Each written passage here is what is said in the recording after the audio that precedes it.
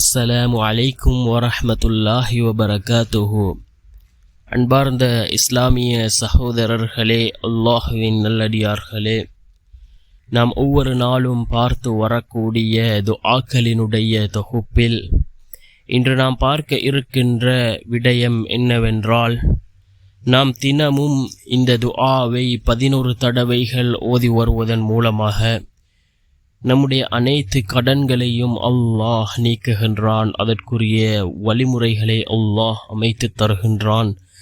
செல்வத்தில் பரக்கத்தை உண்டாக்கக்கூடிய மிகச்சிறந்த ஒரு துஆவைத்தான் நாம் இன்றைய வீடியோவில் பார்க்க இருக்கின்றோம். அன்பார்ந்தவர்களே, அல்லாஹுவின் நல்லடியார்களே, அதிகமான சகோதரர்களுக்கு இருக்கக்கூடிய ஒரு பிரச்சினை தான், அவர்களுடைய வாழ்க்கையில் ஏராளமான கடன்களை அவர்கள் வாங்கியிருப்பார்கள். அதனை திருப்பி செலுத்துவதற்குரிய வழி இல்லாமல் அவர்கள் இருந்து கொண்டிருப்பார்கள். யக்கீனோடு இஹ்லாஸோடு நாம் இவ்வாறு அல்லாஹ்விடத்திலே பிரார்த்தனை செய்வதன் மூலமாக அல்லாஹ் ஜல்ல சுப்ஹானஹு வ தஆலா அந்த கடனை அடைப்பதற்குரிய வழிமுறைகளை அல்லாஹ் நமக்கு அமைத்து தருவான்.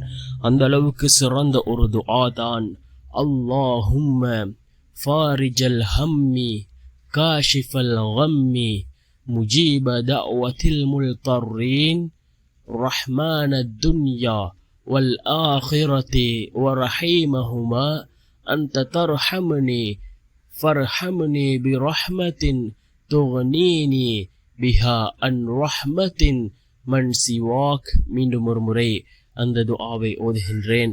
اللهم فارج الهم كاشف الغم مجيب دعوة المضطرين رحمن الدنيا والآخرة ورحيمهما أنت ترحمني فارحمني برحمة تغنني بها الرحمة மன் சிவாக் என்று வரக்கூடிய இந்த துஆவை ஒவ்வொரு நாளும் 11 தடவைகள் ஓதுவதன் மூலமாக அல்லாஹ் ஜல்ல சுப்ஹானஹு வ தஆலா நம்முடைய அனைத்து கடன்களையும் அவன் நீக்குகின்றான்.